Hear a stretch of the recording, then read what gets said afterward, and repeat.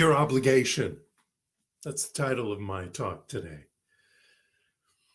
To have a have consciousness. You understand what I mean by that? To have a have consciousness, a consciousness of having what you've decided, what you've declared to reveal in your life. To have a have consciousness about something, we have the obligation to set the bar of acceptance high. We have to decide, we have to take that gauge, whatever it looks like in our mind's eye, and step it up to 100% or more. To have a have consciousness about something, we need to engage the intellectual, the imaginational, and the spiritual tools we have, and the energy modalities, and put those into action. It's nothing new. You've heard all this before. But I have a question for you. I have a question for myself too. Spirit, God, divine presence, intelligence, whatever you want to call it, the universe is 100% engaged with us. 100%, each and every one of us. Doesn't have to parse it out. Each and every one of us is 100% engaged with by Spirit. Are we, though? Are we 100% engaged with it? That's the big question. That's a question I ask myself almost every day. Question I ask myself when things seem kind of cockeyed. Am I being 100% engaged with Spirit right now? That's how I gauge my life. That's how I gauge the things I've decided to manifest. But being spiritual does not mean that we are not active in the material world. If we are 100% engaged with Spirit, it doesn't mean we are ignoring life. We're not sitting in a cave contemplating our navel in the Himalayas, unless that's what we have decided our life should be. We're not living under a rock in order to be 100% spiritual. We are not ignoring the happenings of life around us. We don't need to still be 100% spiritual. We are equipped to be 100% spirit-led and at the same time be 100% material world lived.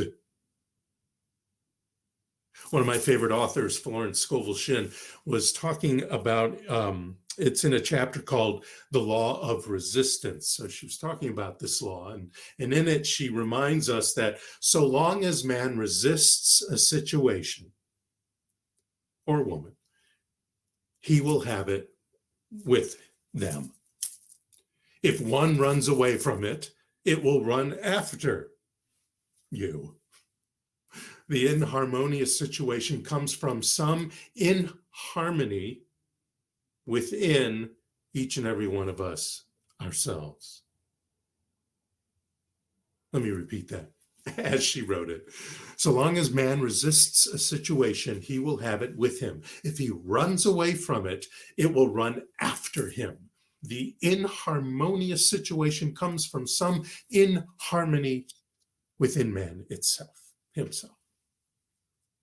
So after we each heeding the call to participate fully in the life in Spirit, are we doing that?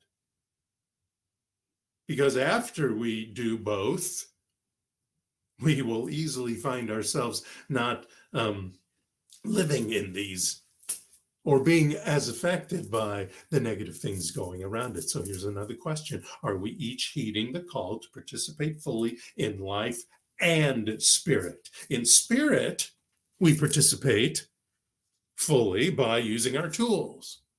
Spiritual mind treatment, affirmative prayer, affirmative incantations, meditation, visualization, contemplation, gratitude, forgiveness, the Ha'aponopono, and just sitting in silence. These are spiritual tools. We can push that imaginative, that is not the word I want. We can push that gauge that we have in our mind's eye, up to and past 100%. 100% of connection energetically, 100% of belief in what we speak, in the words and the ideas that we have decided to declare in our lives. We speak our word, we walk our talk, we live our values.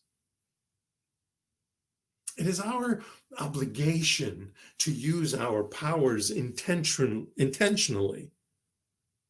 And we do that both inwardly and outwardly. We do that for and with ourselves, and we do that for and with others. Otherwise, as the Reverend Dr. William Barber would say, or ask us, if we don't do that, how will the haters learn that they're wrong unless they learn of God's love? As far as the people out there, or us sometimes, and some of us in some situations, how will we learn in situations that we are the hater, so to speak, that not only are we wrong, but by being in that idea, by accepting that idea, we are not revealing the divinity. Oh, yeah, we are using our divine power.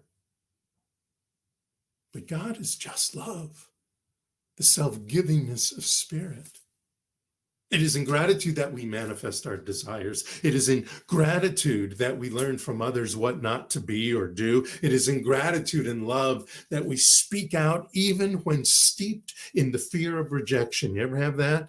You want to say something, you want to give your opinion politely, with compassion, with love, and with strength, of course, but you want to give it. But then this fear comes over you, this fear of rejection, of not being listened to, or this idea that there's so much anger, there's so much stubbornness or obstinance in my heart that it gets in my way. I can't say it. Or if I do say it with this going on, I'm going to scream it and not be as effective.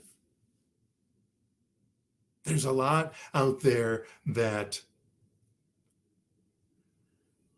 I can't believe. I am in shock and awe that people believe these things, that people sit in this hate, this ignorance, this injustice, or feel like they have this overwhelming, gross entitlement to things. And that gets in my way.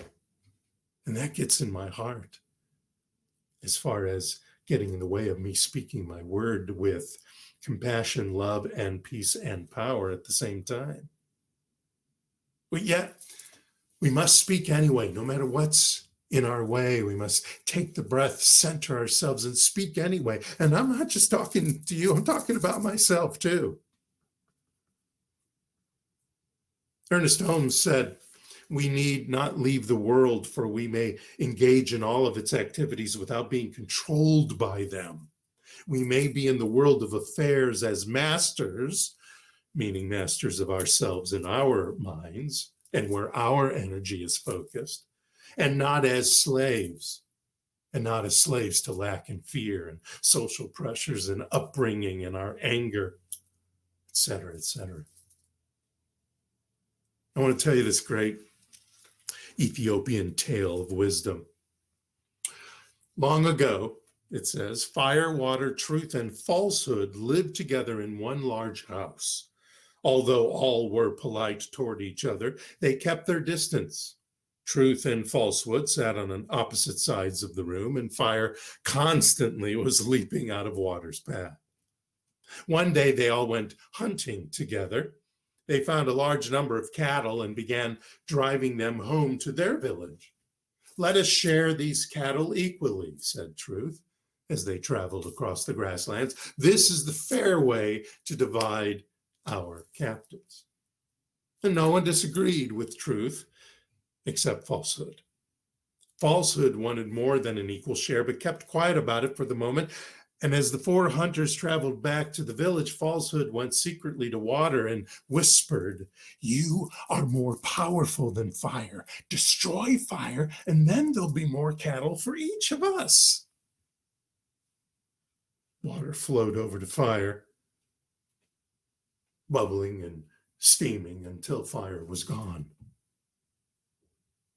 Water then meandered along cheerfully, thinking about having more cattle for themselves.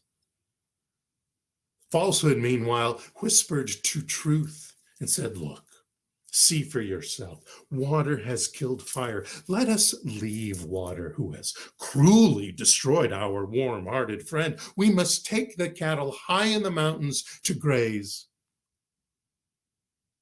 And as truth and falsehood traveled up the mountain, water tried to follow, but the mountain was too steep and water could not flow upwards. Water washed down upon itself, splashing and swirling around rocks as it tumbled down the slope. Look and see, water is always still tumbling down the mountainside to this very day.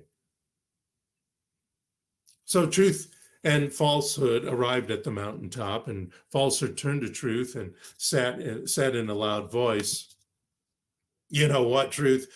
I am actually more powerful than you. You will be my servant. I am your master, and all the cattle belong to me. And truth rose up and he spoke out. I will not be your servant. They battled, and finally they brought the argument to wind to decide who was master. Wind didn't know. So wind blew all over the world to ask people whether truth or falsehood was more powerful. And some people said a single word of falsehood can completely destroy truth, and others insisted, like a small candle in the dark, truth can change every situation. Well, wind finally returned to the mountain and said, I have seen that falsehood is very powerful, but it can rule only where truth has stopped struggling to be heard. Let us stop struggling to be heard, not only here and now in the material world, to ourselves and to others about what's going on in life, in our nation, but to ourselves as well, to ourselves within, about our lives, about what's going on in our nature. There's a Hebrew word, hineni. Abraham said it to God in the book of Genesis, and Moses said it to the burning bush in Exodus, and it means, here I am, available, engaged, ready, and willing. It is our obligation to say hineni to the universe, and to say hineni to life. Here I am, not hiding, not ignoring circumstances or the divine within. Here I am, in full view, open to the possibilities, waiting to surrender to the inspirations and wisdoms of the divine, and taking action where action is due. Some of us will carry signs. Some will run for office. Some will make a scene. Others will write letters or send money, but all of us can speak up, speak our word, and pray in whatever way it is that you pray. The consciousness of this nation is a work in progress. It's leaning a little bit nicely now towards love and compassion.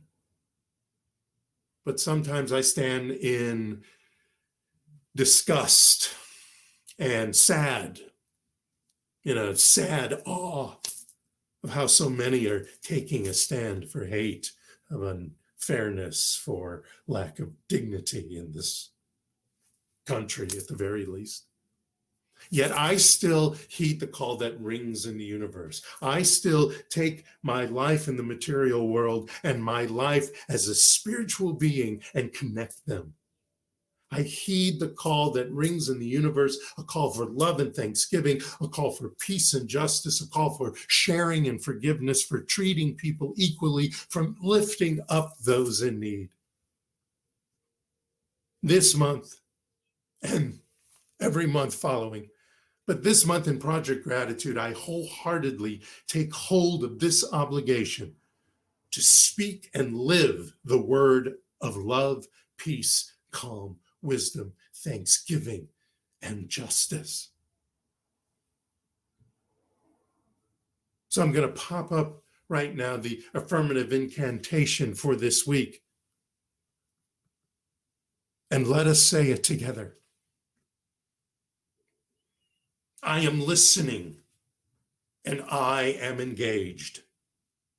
I am listening for the cries from my heart and the hearts of this world. Listening for the ideas and words that will heal. Listening for the best expression of peace, prosperity, good health, and love in my life and the lives of those around me. And I am listening for the inspirations Spirit has for me to illuminate my whole being. I am listening and engaging the calls to action, engaged in the fullness of living. I match my heart, my mind, my gut with divine love, divine wisdom, divine source, and divine light. I am listening and I am engaged and I expect joy to spread throughout my life and the lives of those around me. Thank you so much. Namaste.